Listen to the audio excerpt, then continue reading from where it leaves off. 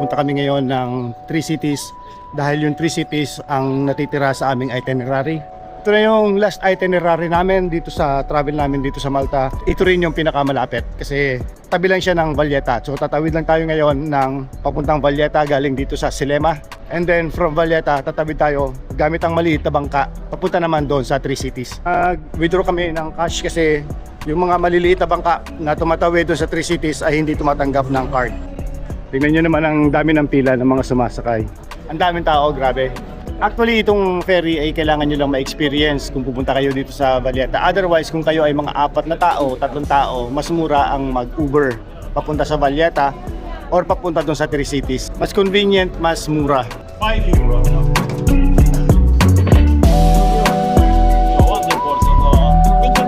Thanks. Meron kayong dalawang option pag sumakay kayo ng ferry papuntang Valletta. Pwede kayo sumakay sa ibaba, sa taas, or dito sa ilalim. Ngayon dito na kami sa ilalim kasi maraming beses na namin nakita yung view sa ibabaw. At medyo may hangin ngayon at medyo malamig at may sakit ako. So ayokong mahanginan na ng malamig. Meron akong tip sa inyo pag sasakay kayo ng ferry.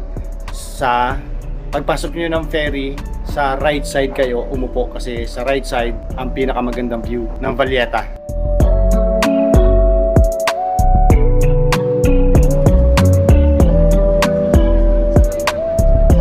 Dito na tayo sa Valletta at maglalakad pa tayo mula dito sa ferry terminal. Maglalakad tayo ng about 20 to 30 minutes, depende sa speed. Papunta naman doon sa bangka na tatawid ng 3 cities.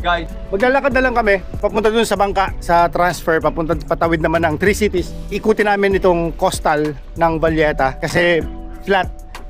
Mas madali doon sa kabila, sa taas, kasi i-cross lang ng ganun yung island, pero paakyat. Kaya medyo mahirap. 30 minutes na lakad. So subukan natin akitin yan. Medyo parang shortcut siya.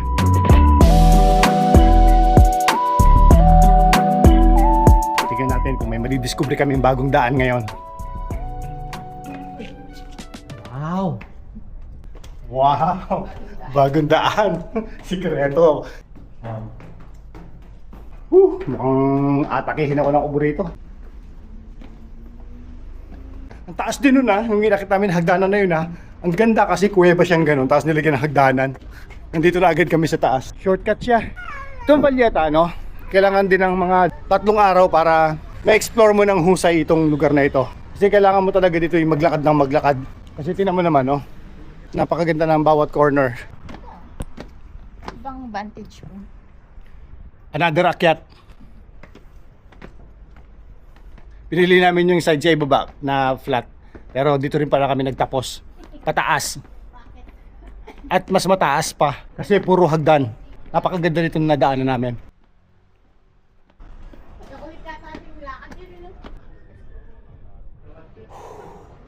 Ang taas ng inakit namin. Pero ang ganda. Tignan mo naman ganda Napakaganda.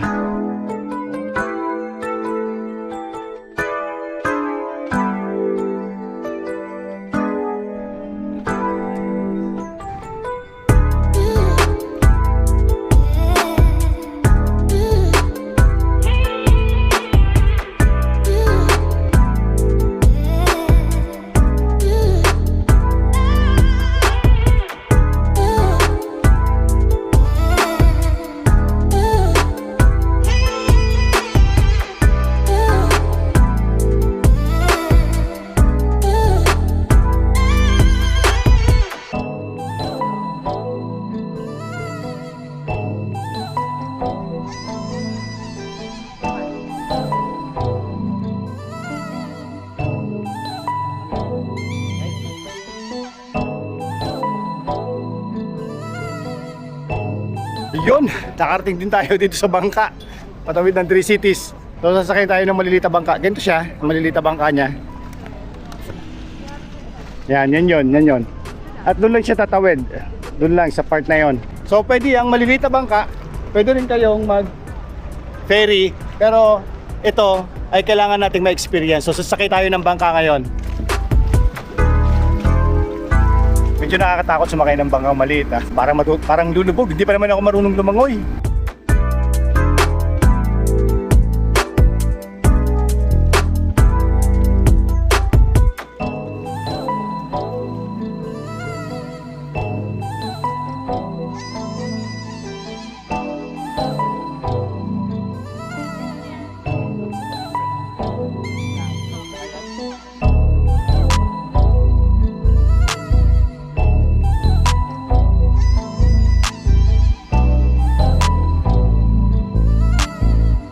maganda rin yung experience, maganda rin yung view ng pagsakay nitong maliit na bangka na ginhawa.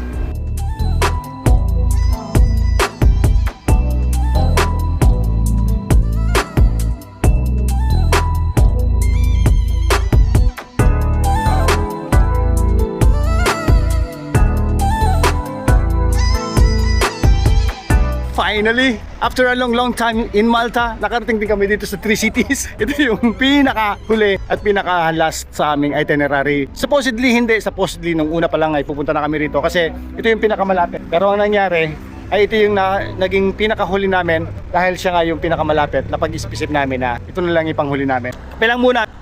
At nandito na tayo ngayon sa Three Cities. Dito lang ito sa kabila ng Valletta. Dito mas tahimik ang buhay. Sa Valletta, nakaka-intimidate, ang dami ng tao. Dito tayo magsisimula ng exploration dito sa Virgo. Ito yung pinakamalaki at pinaka-historical. At ito talaga yung pinaka-sentro ng Malta bago pa naging capital ang Valletta. Ang una nating aakyatin na itong Fort San Angelo. At ito yung isa sa pinaka-historical fortress dito sa Malta. Na nandito sa Virgo. So pupunta tayo dito sa pinakadulong to dahil nandito ang pinakamagandang view ng Valletta.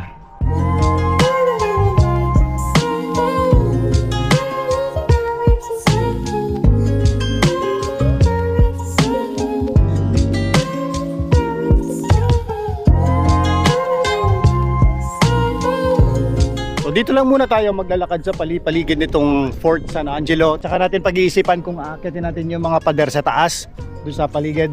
Meron bayad yan.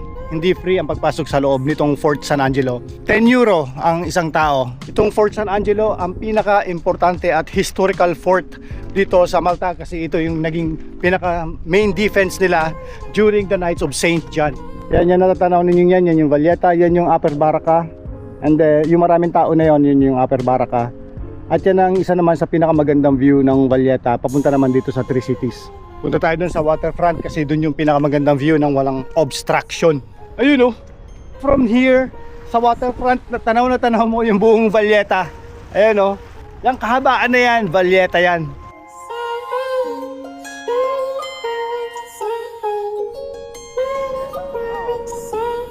So na-realize ko no, na ang pinakamagandang view ng Valletta ay galing talaga dun sa Selema. Medyo may kalayuan lang yung view kasi medyo mas malayo yung distance ng Selema kaysa dito sa Three Cities. Kasi dito talagang ganyan lang eh. Tignan nyo naman, abot kamay lang siya. Dito kasi mas malapit kaya maganda, no? Pero hindi ito yung best view ng city.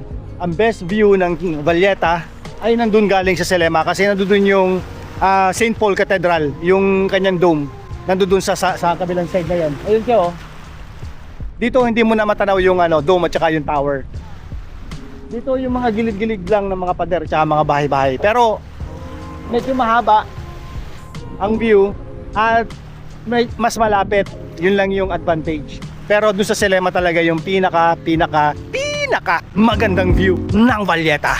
So ang intensyon ng pagpunta namin dito sa Three Cities ay hindi lang para makita itong San Angelo, kung hindi i-explore din yung mga kabahayan, yung mga lokal na pamumuhay ng mga tao. Kasi doon namin na-experience yung tunay na travel. Medyo may kalakihan din pala itong city na ito, itong Virgo. Hindi siya kaya ng half day lang. Kung gusto ninyong tignan lahat ng mga details at saka yung mga street kasi tinan nyo naman, oh. Ang ganda, mas relax. Ito na yung kanilang city center, itong nasa itong kabuuan nito. Tapos mamaya gigilid naman tayo sa mga gilid-gilid.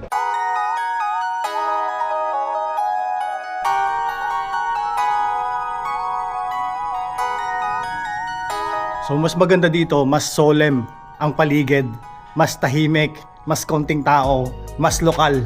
Parang kami lang ang naglalakad rito, wala nang ibang tao. Maganda yung mga bahay, mga traditional na bahay. Mas maliliit ang kalsada kasi mga streets dito walang masyadong mga dumadaan. Ito ang isang proof na mas tahimik dito.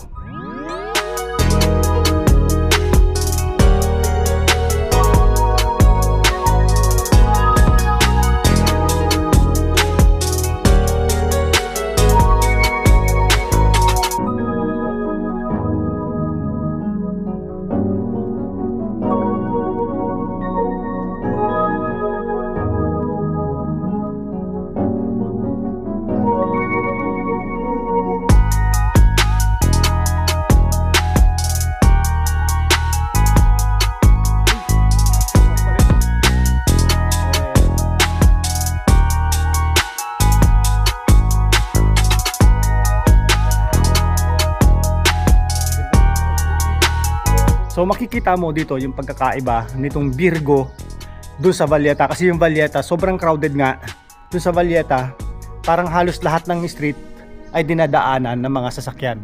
Pero ito, tignan mo, ang linis, ang kinis, tahimik, maganda.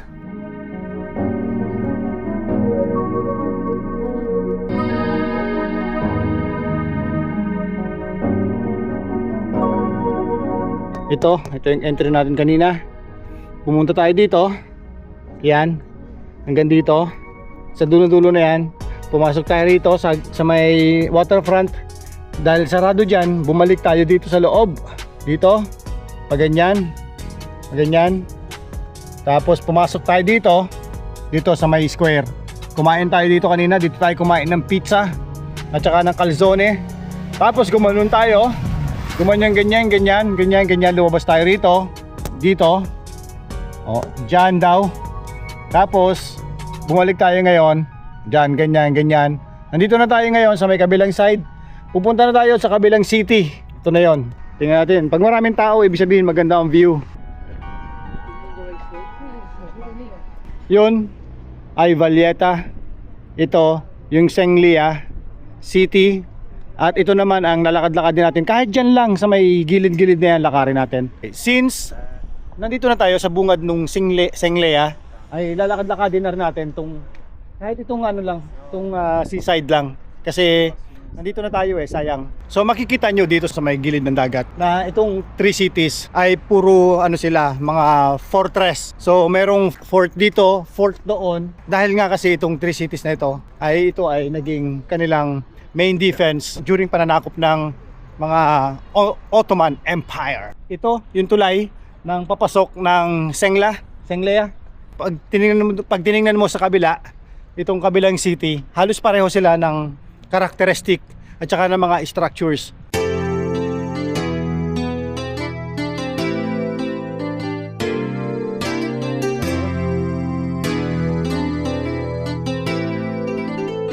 Medyo may kagandahan din yung mga bahay. Walang pinagkaiba dun sa Virgo at walang pinagkaiba sa mga bahay sa Valletta at sa ibang part ng Malta. Ang kagandahan lang dito naman ay matatanaw mo naman yung Virgo ng buo at mas malapit dito sa kabilang city na ito. Pero otherwise, lahat ng structure pareho lang din. Mga kainan, cafe, mga ganito, seaside, at mas kaunti lang din yung tourist. Mas tahimik dun sa Virgo, sa loob. Dito medyo mas magulo ng kaunti. Tingnan nyo ang paligid. Kung may balak kang mag-explore nitong tatlong city, ang kailangan mo ay isang buong araw. Pero kung ang gusto mo lang ay pumunta dito at tignan lang yung mga importanteng spot, ay siguro sapat na yung half day.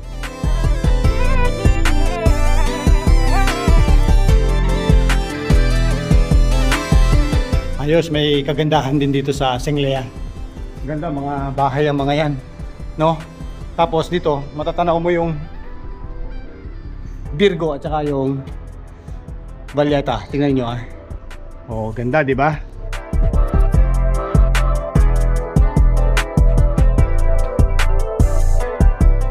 Wow, ang taas.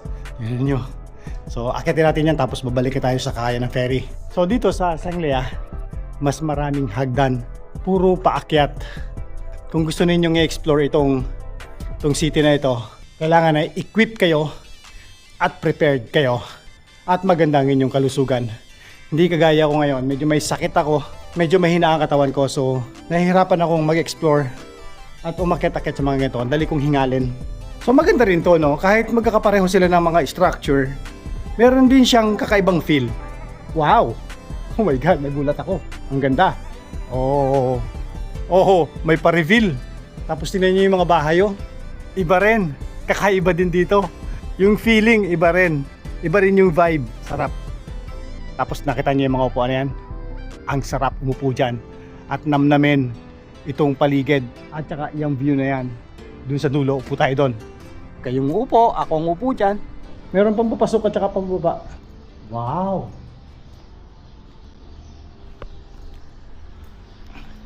Pero upo muna tayo. Ganda, grabe. Itong spot na ito, At saka yung bahay na yan, yung may veranda na yan, ang isa sa pinakamagandang spot dito sa Three Cities. Yeah!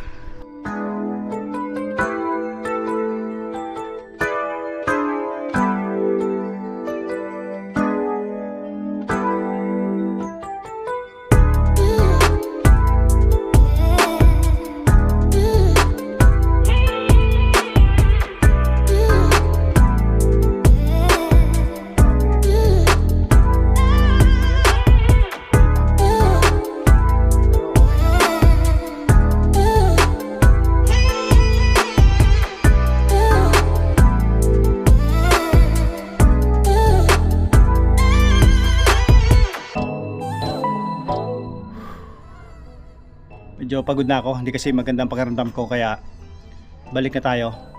Huwag na natin tignan lahat.